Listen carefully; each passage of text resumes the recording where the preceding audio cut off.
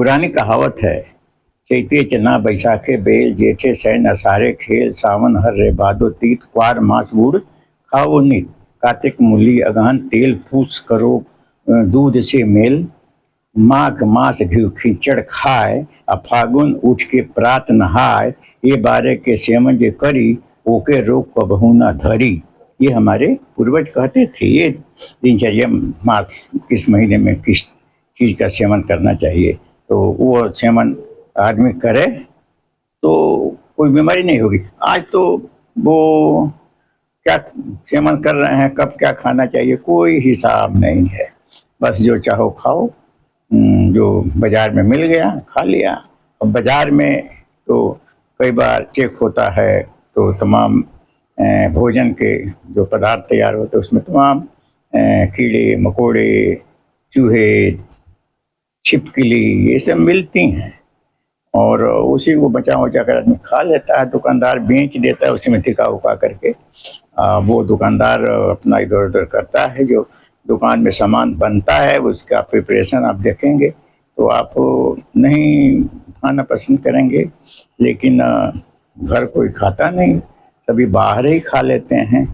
अब घर बाहर से आज मुर्गी मुर्गा का मतलब बहुत प्रचार है और लोग क्या करते हैं ना कि अंडे की दुकान है जहाँ पर अंडा बनाते हैं तो वहाँ पाव भर मुर्गा का मांस खरीदा, उसको दे दिया, लो भाई भून दो, और वो उसमें धिका उका देता है कुछ तेल मसाला डाल करके, कच्चा पक्का आदमी चबा जाता है और घर जाता है तो थोड़ा बहुत नाम से खा लेता है और सो जाता है। वो मांस जो है अधपका मांस खाया है, अब वो पचेगा नहीं, गैस बनेगा, तमाम बीमारी पैदा करेगा।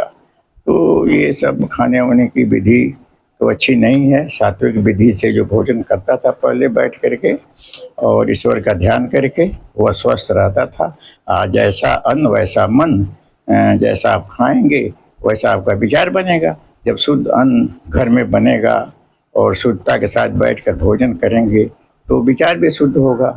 तो वो कहावत गलत है। पहले लोगों ने कहा जैसा अन्न वैसा मन, तो जो खाएंगे वैसा ही आपका विचार बनेगा, जैसा विचार बनेगा वैसा व्यवहार बनेगा, जैसा व्यवहार बनेगा वैसा समाज बनेगा। इस तरह से समाज जो है विकृति की तरफ जा रहा है। तो मेरा यही निवेदन है कि आप प्राचीन समय को मत भूलिए। पहले के ज़माने में साधन नहीं थे, मैं मानता हूँ, इतना आयली चीज़ नहीं था, मैं मानता हूँ, लेकिन क्यों पहले के समय के लोग 100 वर्ष जीते थे, ये तो मैं मानता हूँ, इसको मैं मान रहा हूँ। क्या कारण है? आप क्यों 50 55 60 पार नहीं कर रहे हैं? क्या कारण है? और जो जी रहे हैं वो दवा के बल पर जी रहे हैं। दवा के बल पर जीना कौन जीना है भाई? जीना है तो अपने बल पर जियो। डॉक्टर रोज आएगा, सुबह शाम सुई लगाएगा, मेडिकल स्टोर दवा खरीद कर लाएंगे, खाएंगे, थोड़ा जी रहे हैं।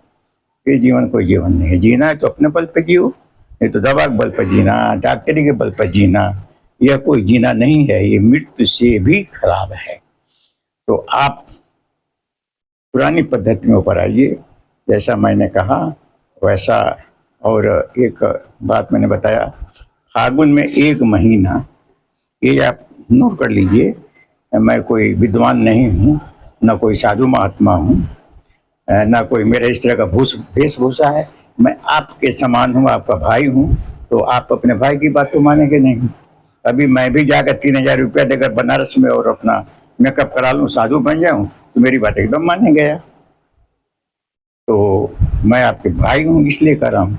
एक चीज़, जो व्यक्ति फागुन में सवेरे उठ करके उसके नहाने और सूर्य के निकलने में एक समन्वय हो, यानी नहाते नहाते या नहाने के जस्ट बाद सूरज निकल गया, तो आप ये जान लीजिए कि अगर 30 दिन आपने फागुन में सवेरे स्नान कर लिया तो गारंटी है, मैं दावा के साथ कहता हूँ, मैं जवाब दे सकता हूँ, अगर आपका कोई शुभ काम नहीं हुआ तो कोई ना कोई काम आपका ऐसा होगा जैसा आप सोचे नहीं थे।